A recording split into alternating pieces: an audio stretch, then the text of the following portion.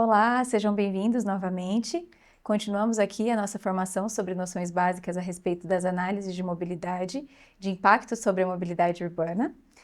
E o que eu quero trazer nesta aula para vocês é um recorte da Política Nacional de Mobilidade Urbana, que são as principais diretrizes da Política Nacional de Mobilidade Urbana.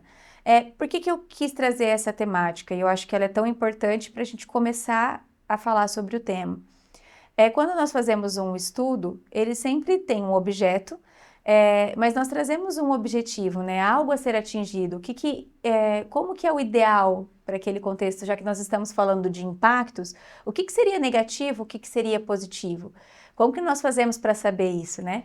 Então, foi nesse contexto que eu trago aqui quais são as diretrizes que nós temos a respeito desse assunto, para saber o que se busca, né? O que nós queremos. Então, ali no nosso slide eu tenho o texto da lei que fala a respeito, né, das diretrizes. Então, como primeiro, nós temos ali a integração com a política de desenvolvimento urbano e as respectivas políticas setoriais de habitação, saneamento básico, planejamento e gestão do uso do solo no âmbito dos entes federativos, né, no caso que a gente está fazendo a análise. Como isso é tão importante, né? Se nós falamos em desenvolvimento urbano, por exemplo, se nós pensamos no contexto de uma cidade, nós estamos falando, por exemplo, de expansão do perímetro urbano. Se fala-se da expansão, nós precisamos saber se aquela forma prevista de expansão, ela está integrada com o que foi pensado para aquele sistema viário, se há capacidade daquela infraestrutura para comportar esse desenvolvimento. Também, por exemplo, se não há, se o sistema viário já previsto, né, as condições previstas não comportam, como que nós podemos fazer diretrizes, como que nós podemos melhorar as condições, né, pensar em um novo planejamento daquele entorno para conseguir comportar essa nova ocupação. Por isso é tão importante nós falarmos dessa integração entre a mobilidade urbana e a política de desenvolvimento. Afinal, o deslocamento é uma necessidade de todos.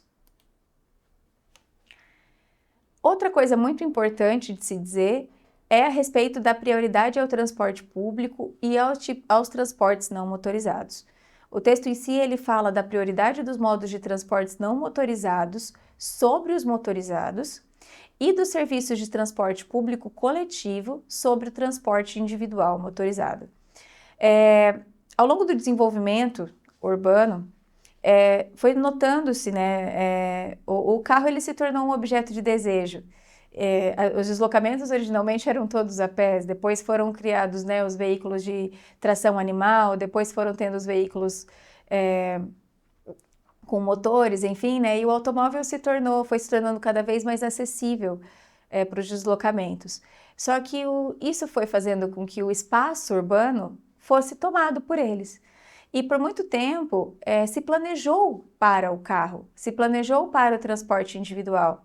Mas o que nós notamos hoje, principalmente nas grandes cidades, já vivem essa realidade, a infraestrutura, o sistema viário, ele tem um limite. Ele não consegue comportar incontáveis carros. Então, e nós temos os pontos de conflito, as interseções que limitam mais ainda a capacidade do sistema viário. Então, com esse aumento do carro, é que foi notando que, esse sistema ele não é tão viável assim.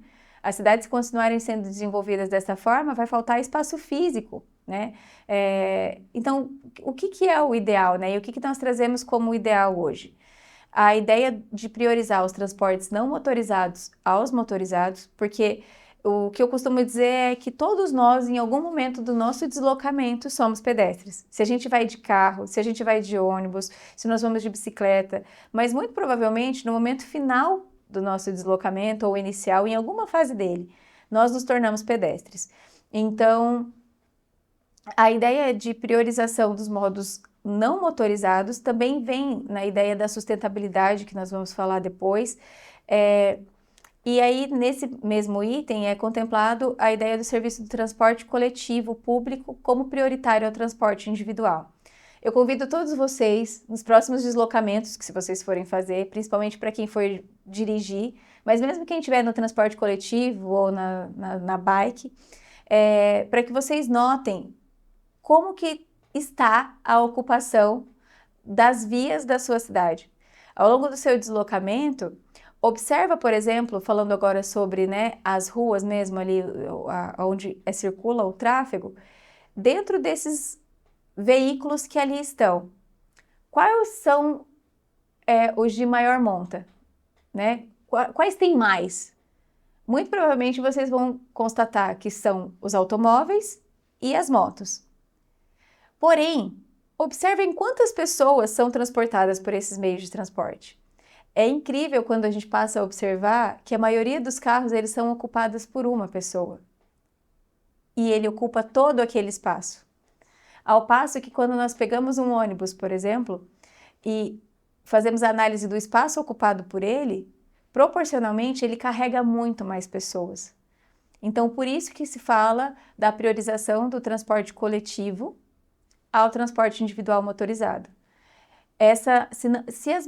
A matriz, nós vamos falar a respeito disso, né? Mas se a composição dos modos de transporte, dos modos utilizados pelas pessoas, se não passar a utilizar mais o transporte coletivo ou a mobilidade ativa, né? Os pedestres, as bikes, se não houver essa mudança, a cidade ela é fadada a congestionamentos. O sistema viário ele tem um limite, nós vamos falar sobre isso na parte de conceitos, mas ele tem uma capacidade. Então, por isso que nós falamos em priorizar o transporte público e o transporte não motorizado. Quando nós formos fazer o nosso estudo, sempre ter isso em mente. A integração entre os modos de transporte. O que não é possível negar é que cada tipo de transporte ele tem um objetivo, né, um potencial de viagens a serem realizadas com eles. Viagens de transporte coletivo e de transporte individual motorizado, falando do carro nesse caso, por exemplo, normalmente eles comportam que sejam viagens de mais longa distância. Mas quando nós precisamos falar, por exemplo, né, pensando em transportes alternativos, né, a mobilidade ativa, pensando na bicicleta e na caminhada, a gente tem limites de distância que são vencíveis por esses modos de transporte de forma efetiva, por exemplo, como um modo a ser utilizado para o trabalho. Para eu poder ir para o trabalho a pé, eu preciso morar a uma distância razoável do meu trabalho. E se eu quero ir de bicicleta, às vezes a distância pode ser um pouco maior, mas também não pode ser muito grande, né? Que acaba inviabilizando a utilização desse meio de transporte em função da velocidade imputada no transporte. E aí por isso que é tão importante a gente falar em integração entre modos. Digamos que nós moramos, né, por exemplo, né, pensando no deslocamento de uma pessoa.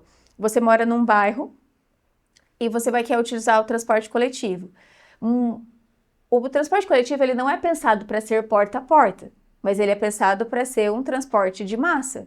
Então, muito provavelmente, a pessoa vai precisar se deslocar a pé até um ponto de parada de ônibus para pegar o transporte coletivo. Essa integração dos modos, o que eu preciso garantir para que a pessoa consiga caminhar até o ponto de ônibus? Então, a questão de acessibilidade, as calçadas, pensando na bicicleta, se é uma distância um pouco maior do ponto de ônibus, e aí que fosse conveniente, né, até enfim, às vezes a configuração das linhas do transporte coletivo, que seja mais eficiente, que eu vá até dado ponto de bicicleta e depois eu pegue o transporte coletivo, mas espera, como que eu vou deixar minha bicicleta? Ela vai estar segura? Eu vou conseguir ter um local para a hora que eu voltar e parar naquele mesmo ponto eu ainda encontrar a minha bicicleta lá?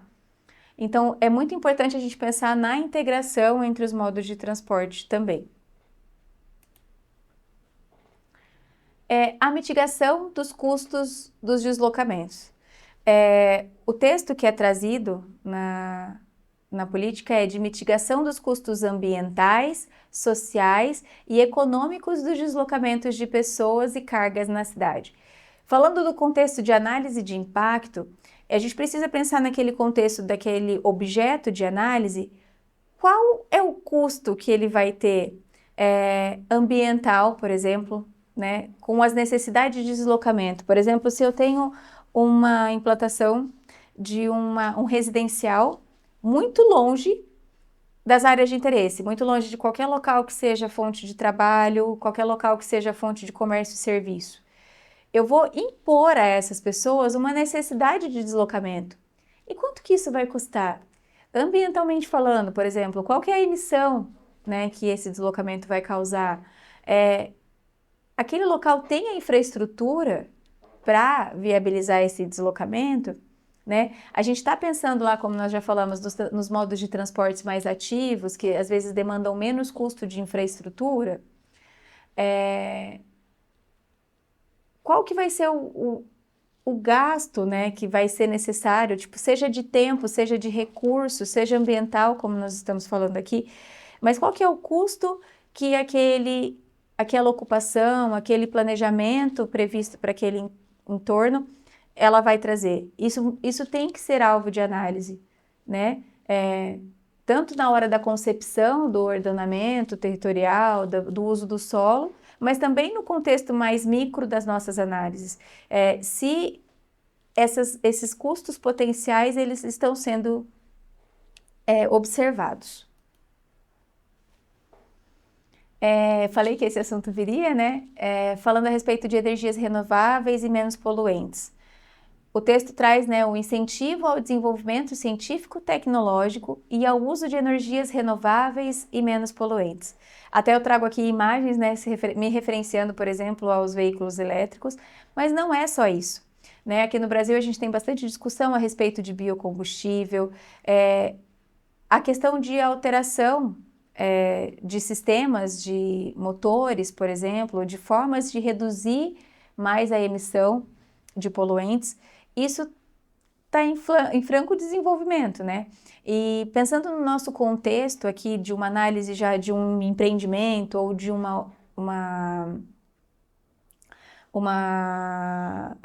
uso, né, para uma atividade, né, para um local, como que nós podemos pensar nesse contexto para esse projeto? Prever vagas, a área de carregamento de veículos elétricos, a gente pode pensar na questão, aqui nós estamos falando do incentivo e desenvolvimento, né, para as energias mais renováveis, mas falando ali da parte de fontes menos poluentes, como que eu consigo fazer que meu projeto cause menos necessidade de deslocamento para que tenha menos emissões, por exemplo, né? E quais outras formas que eu consigo mitigar esse impacto das gerações de poluição, enfim, dentro do contexto do projeto, né? Pensando ali no desenho do sistema viário, as possibilidades de manobra, as necessidades de maiores deslocamentos, as ligações estão efetivas, né? Eu tenho distâncias mais curtas, então por isso que tudo isso também é muito objeto da nossa análise. E só vamos pensar sempre que não é só o carro elétrico, né? Eu acho que é por isso que a gente fala de desenvolvimento científico e tecnológico. E eu acho que a gente está num boom nesse momento, né, de busca de fontes renováveis e de formas mais sustentáveis de ocupar os nossos espaços. Retornando ao assunto transporte coletivo, né, traz também a priorização de projetos de transporte coletivo estruturadores de território e indutores de desenvolvimento urbano integrado. Quando a gente pensa em cidades maiores, né, que nós falamos, conseguimos pensar um pouquinho melhor nesse contexto, quando a gente fala de eixos estruturantes, né? Como que a gente consegue, por meio da solução de transporte, fazer ligações em diferentes partes do município que são importantes diante das necessidades de viagem? Então, por exemplo, como que eu faço uma ligação de uma área industrial, que normalmente ela né, tem maior índice de poluição, tem mais barulhos, tem maior tráfego de veículos pesados, mas ao mesmo tempo essas indústrias precisam de trabalhadores. Como que eu faço uma ligação entre uma área que é geradora de viagens, né, mas que precisa da mão de obra, e eu faço a ligação então dessa mão de obra com áreas residenciais? Para falar que eles vão ser próximos é delicado, e às vezes a gente tem municípios, né, com extensões gigantescas.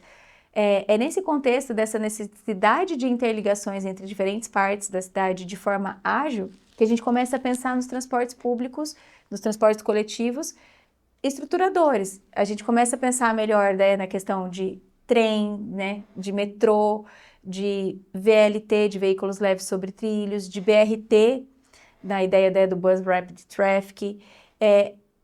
Como que nós conseguimos priorizar e agilizar essas viagens no contexto urbano. Porque se a gente pensa, por exemplo, que um ônibus, eu quero que essas viagens sejam majoritariamente realizadas por meio do transporte coletivo. Só que se eu não dou prioridade para o transporte coletivo, eu vou ficar na mesma fila que todos os carros estão. Então, qual que vai ser o apelo para a utilização desse modo de transporte? Muito provavelmente vai ser baixo. Então, quando a gente traz essas questões mais estruturantes, né, pensando de transporte coletivo, metrô, a priorização do ônibus, por exemplo, a gente consegue falar em maior volume de pessoas, maior atratividade do sistema, e aí isso pode ser um orientador ao desenvolvimento da cidade. Um local que vai ter uma estação de metrô, ele pode mais facilmente ser um local de implantação de prédios, um local de implantação de comércio e serviço, porque ele vai ser um local de geração e de atração de viagens. E aí, tendo uma estrutura de transporte coletivo eficiente, muito provavelmente a gente consegue diminuir o uso de transporte individual motorizado, por exemplo. Então, essa é uma diretriz muito importante também.